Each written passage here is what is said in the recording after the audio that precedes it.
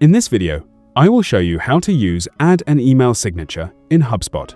If you want to make your emails look more professional and automatically add your branding, this setup will help you do it in just a few seconds. First, log into your HubSpot account and click on the Settings icon in the top right corner. From the left sidebar, go to the General section and then open the Email tab.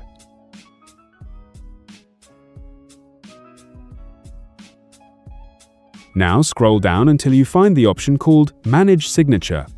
Click on Manage Signature and the signature editor will open.